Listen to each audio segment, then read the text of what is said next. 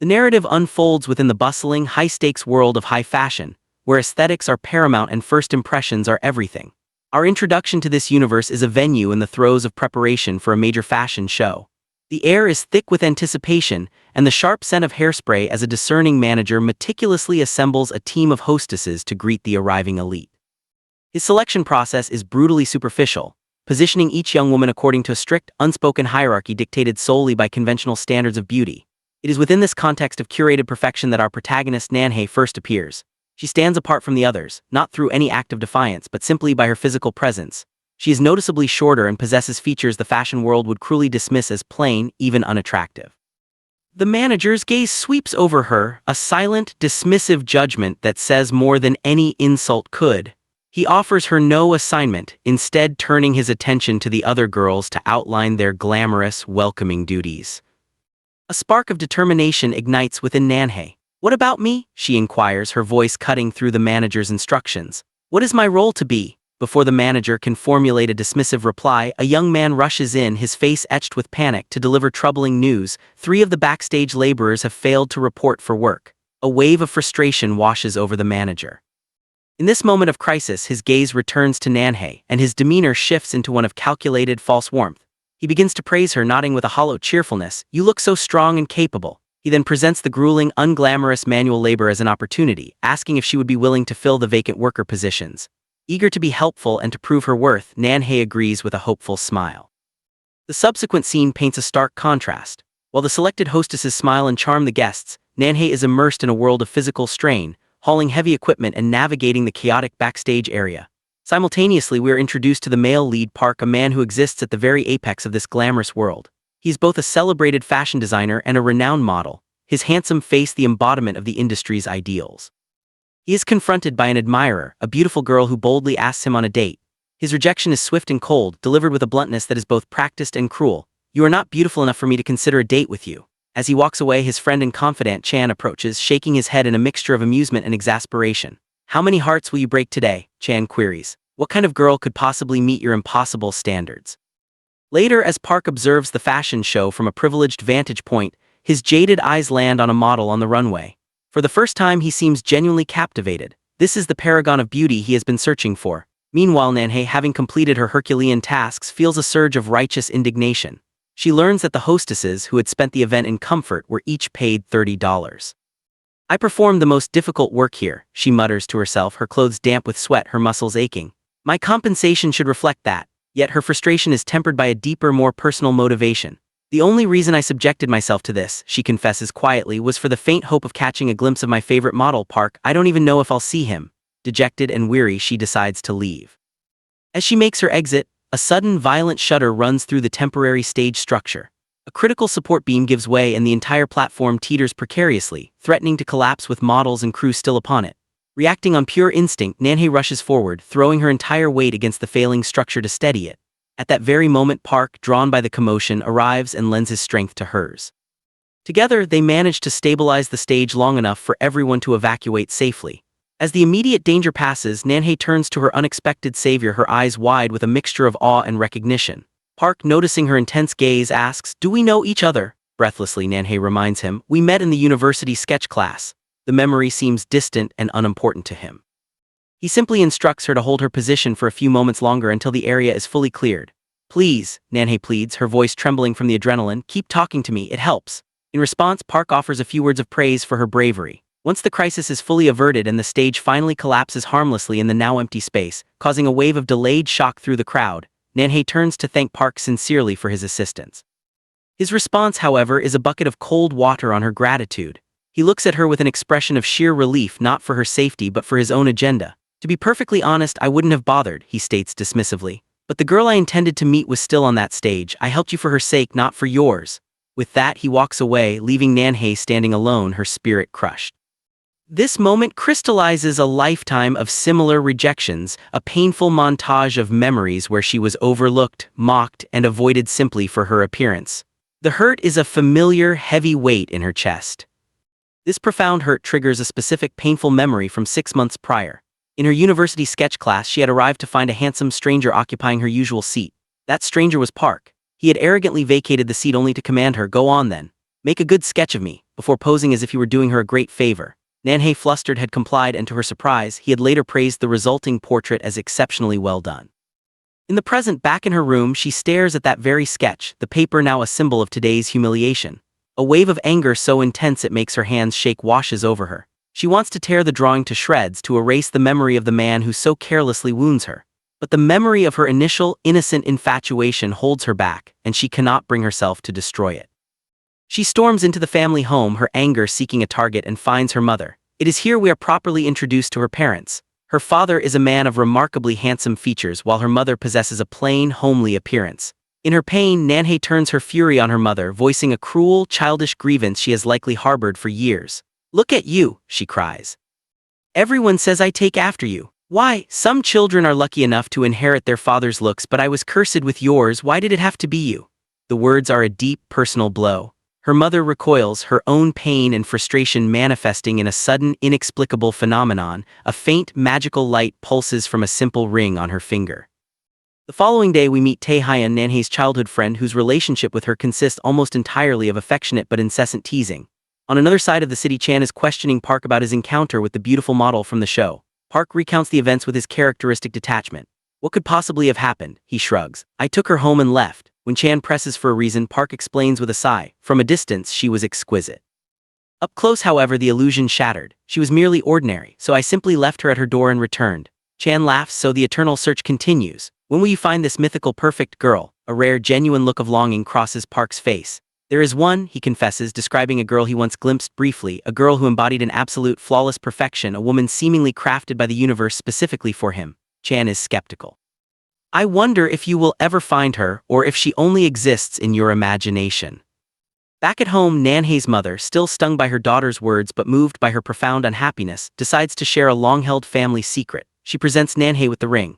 "My dear," she begins, her voice low and serious, "today I will tell you of a powerful magic. This is no ordinary piece of jewelry. If a man, the right man, places this ring upon your finger, you will be transformed. You will become, in his eyes, his perfect woman." Nanhei scoffs, her modern sensibilities rejecting the notion as pure fantasy.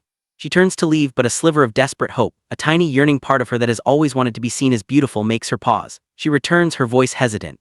Is this truly real?" Her mother assures her it is, and to prove it she brings out a weathered family album. She points to photographs of their female ancestors, all plain-faced women, standing beside strikingly handsome husbands.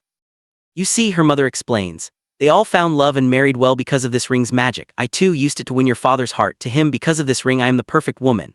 Nanhei is stunned, not by the magic but by the implication. "You perfect," the concept is alien to her. Her mother urges her to test it with one critical condition. The ring must be returned before her father comes home, lest he discover the truth of how their marriage began. Driven by a complex mix of skepticism, curiosity, and a deep-seated desire for validation, Nanhei devises a plan. She will use Park, the source of her recent humiliation, as her test subject. She seeks him out and with nervous audacity asks him out for coffee. He looks at her with open contempt. "Why would I ever go for coffee with you?" Unfazed, she lies. "I have a friend. She is incredibly beautiful and I would like to introduce you to her." Intrigued by the prospect of meeting another potential beauty, Park agrees. They go to a cafe, and as they wait for the fictional friend, Nanhei plies Park with drink after drink. He becomes increasingly inebriated as she, fueled by a strange, sorrowful resolve, begins to speak in cryptic farewells. "You are seeing me for the final time today," she slurs emotionally. "After this I will disappear forever." Amused and drunk, Park plays along. "Are you going to perform some kind of magic trick?" "Yes," Nanhei whispers, producing the ring. "If you place this ring on my finger, I will vanish before your very eyes." Finding the game entertaining, Park, with clumsy fingers, slides the ring onto her finger. The moment the ring is in place, the world seems to freeze. A brilliant, otherworldly light erupts from Nanhei's body, and she levitates slightly from her chair, suspended in a cocoon of magical energy. As the light recedes and time resumes its normal flow, Park, through his drunken haze, does not see Nanhei before him. Instead, sitting in her place is the living, breathing incarnation of the perfect girl he had described to Chan, the girl of his dreams. The shock, combined with the excessive alcohol, overwhelms his system and he slumps forward, unconscious. The next morning, Park awakens with a throbbing headache, dismissing the previous night's events as an extraordinarily vivid, wish-fulfilling dream. Meanwhile, a transformed Nanhei confronts her mother, her eyes wide with disbelief and excitement. "It worked, it truly worked." Her mother, smiling knowingly, advises her to fully embrace her new identity. "You must now carry yourself with the confidence of the beautiful model you appear to be. Remember, you must return before your father." Emboldened, Nanhei arrives at college the next day, walking with a newfound grace and poise she has never possessed before. The effect is instantaneous. Heads turn as she passes, whispers follow her, and then she locks eyes with Park, who is standing across the courtyard. He is utterly transfixed, his mind reeling. This was no dream, the girl from his vision was real and was here at his university. He is initially so stunned he can only stare before walking away, which fills Nanhei with doubt. But he soon returns, approaching her with a nervous intensity he has never displayed before. "What is your name?" he asks. Nanhei, fearful that her real name will break the spell, remains silent. However, Park's sharp eyes catch a glimpse of a name card peeking from her bag. He reads the name Nanhei, committing it to memory before walking away, a man on a mission. We are then shown a crucial flashback. Some time ago, a beautiful, flustered girl had dropped her diary on campus, and it was Park who had retrieved it for her. They had shared a brief, charming conversation, and he had given her his number, telling her to call him. She had tucked the number into the diary, and that girl was the very one whose face Nanhei now wore. This was the lost connection Park had been yearning for. In the present, an exhilarated Park tells Chan that he has found her, but is frustrated that she did not seem to recognize him. At home, Nanhei recounts the encounter to her mother, who declares the magic a definitive success. The following days see Park pursuing his perfect Nanhei with a relentless, romantic fervor that is entirely new for him. He arranges grand, public gestures, like a skywritten invitation for coffee, which leads to a humorous but pointed conversation with Tae Hyun, whom Park mistakenly believes might be a romantic rival. He assures the confused Tae Hyun that his intentions toward Nanhei are serious. Despite Nanhei's initial attempts to play hard to get, she eventually agrees to spend time with him. On their outings, Park is endlessly attentive, seeing only the magical illusion. He takes her shopping, and when she emerges from a changing room in a dress she feels is unflattering, he looks at her as if she were an angel descended to earth. He takes her to an expensive restaurant where a waiter's comment reveals that the real Nanhei has been there before, a fact that surprises her magical persona. Park then shares a story of his own, mentioning that he was once brought to that same restaurant by a little girl who wanted to introduce him to someone, but he never saw her again. Seizing the opportunity, Nanhei claims that girl was her friend, Shio, and proceeds to disparage her own real self to test Park's reaction. To her astonishment, Park defends the absent Shio, telling her it is unkind to speak ill of others. This small act of chivalry toward her true self touches her deeply. The plot accelerates when Park arrives at Nanhei's home, where he encounters her father. A frantic comedic scene ensues as Nanhei must briefly borrow the ring from her mother to maintain her transformation in front of Park, all while ensuring her father remains oblivious. The situation becomes even more complicated when Park, in a professional capacity, announces that Nanhei will be his new exclusive model, the muse for his latest collection.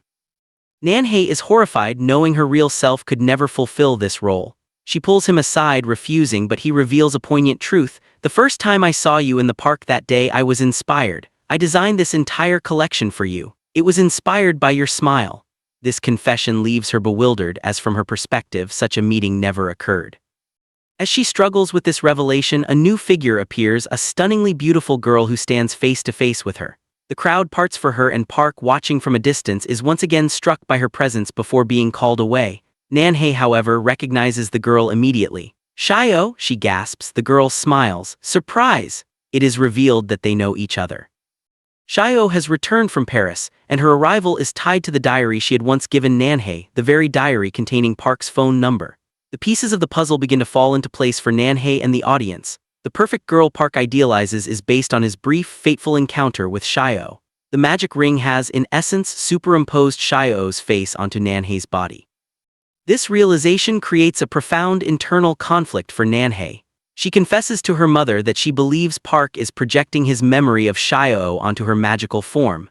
Yet, as Park plans their first official date, Nanhei, desperate to experience his affection a little while longer, secures the ring from her mother once more. In a parallel encounter, Park meets with Shio, the magical Nanhei, to pump her for information about her friend Nanhei's likes and dislikes, a conversation filled with dramatic irony as she is essentially describing herself. During this meeting, her inherent kindness shines through when she deliberately chooses bruised apples at a market because she pities them, an act that Park finds curiously endearing. As their meeting concludes, she tells him it must be their last, as he no longer needs her help to woo Nanhei. A strange sense of loss washes over Park as they part.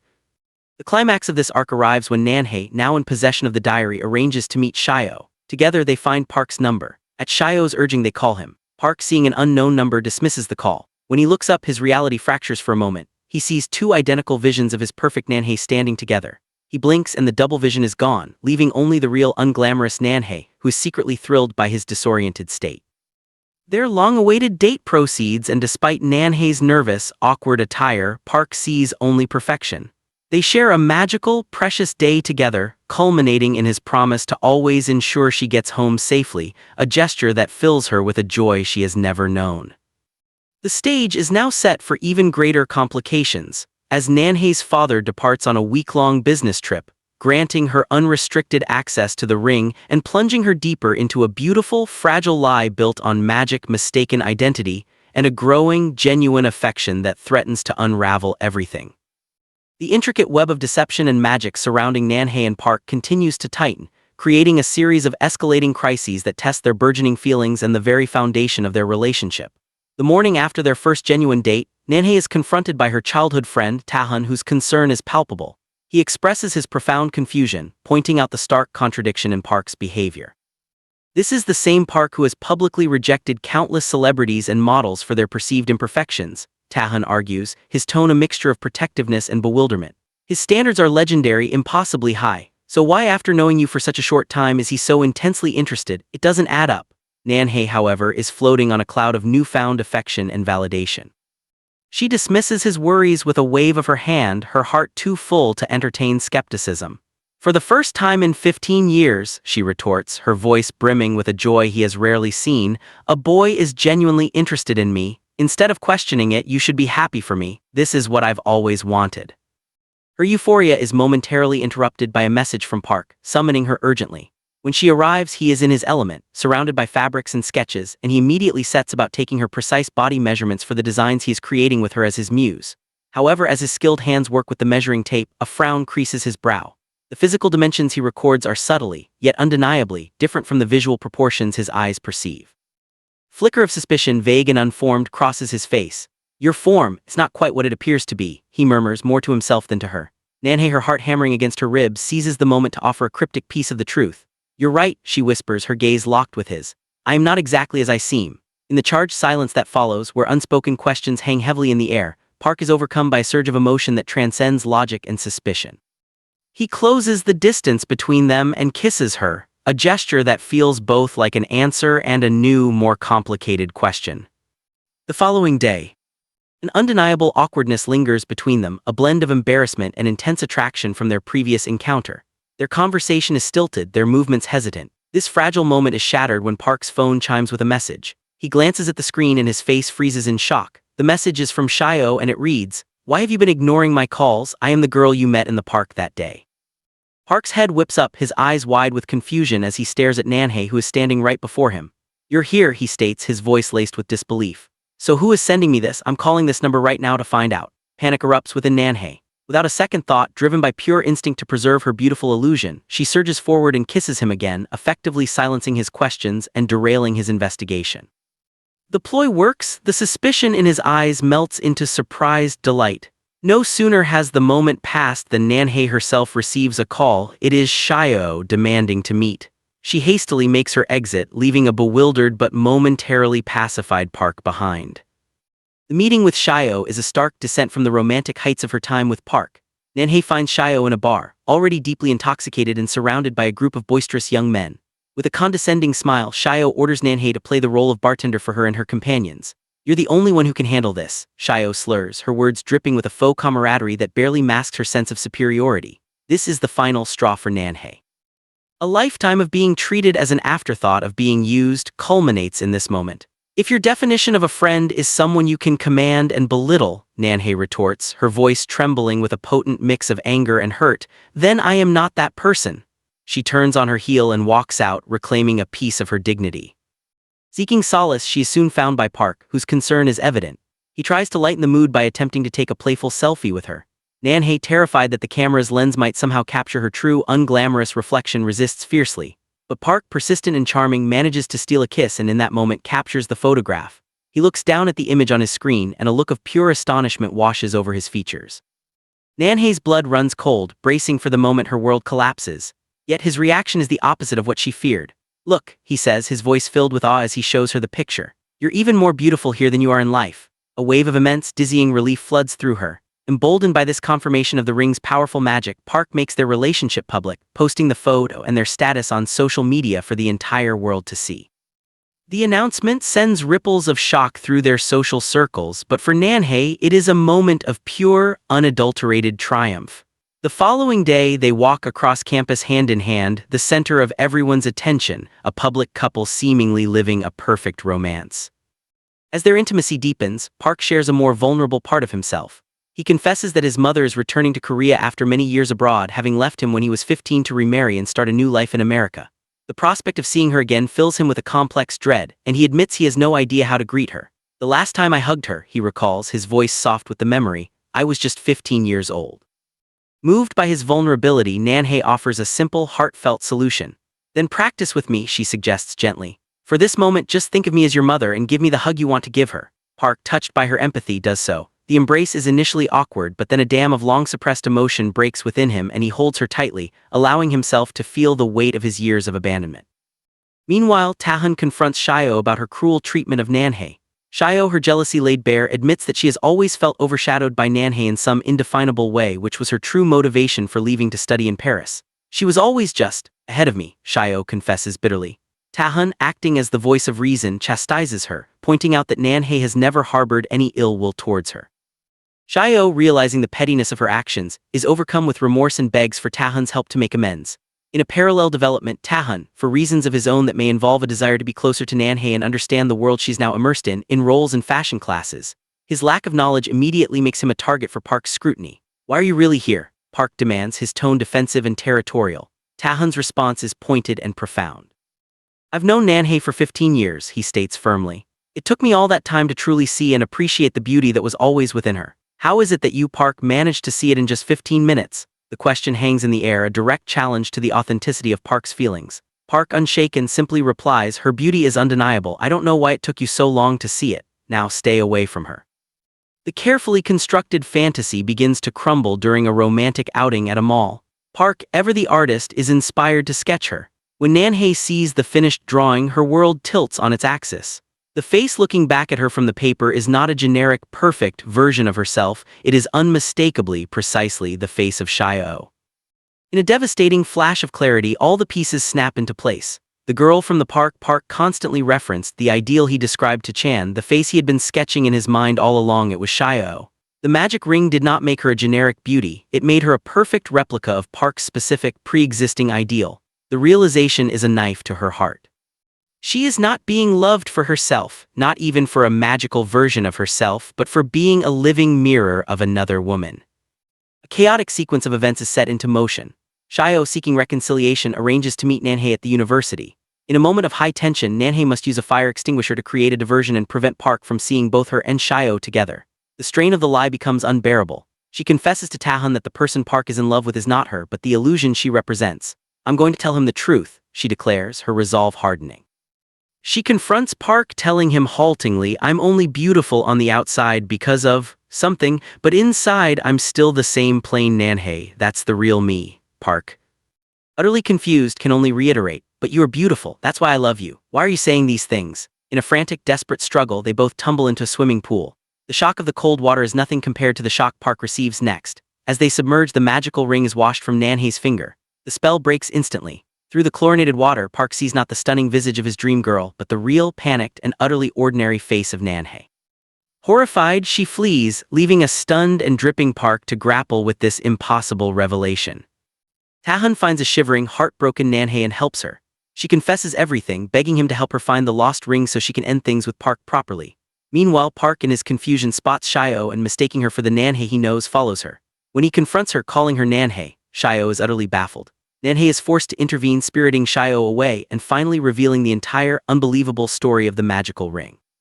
In a testament to their fractured but real friendship, Shio agrees to help, stepping in to impersonate the perfect Nanhei for a short while to cover for her. During this time, Park senses that something is fundamentally different, that the connection he felt is now absent. Nanhei, watching from the shadows as Park and Shio walk away together, is consumed by a grief so profound it feels physical.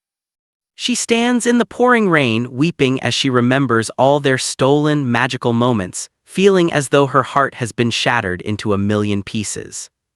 In a twist of fate, Taehan discovers the ring at the bottom of the pool. After a brief curious experiment where he has a friend try it on and sees his own dream girl, he realizes its power and returns it to Nanhei. She is overjoyed, but her intention is not to rekindle the lie. She tells Taehan she needs the ring one last time to say a proper, final goodbye to Park. She wants a perfect, final memory to hold on to.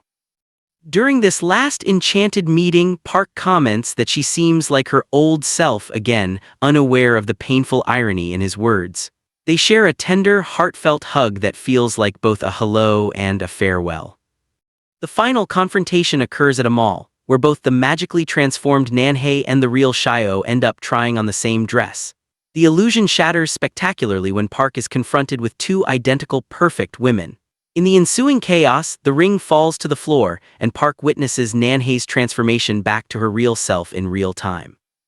Devastated and feeling profoundly betrayed, he listens as she, through tears, explains the entire story from the beginning: the ring, the spell, her mother's secret, her own desperate desire to be loved. "Please forgive me," she pleads. "I never meant to hurt you." But Park, his pride and trust shattered, cannot hear her. He turns and walks away, leaving her alone in the wreckage of their fairy tale.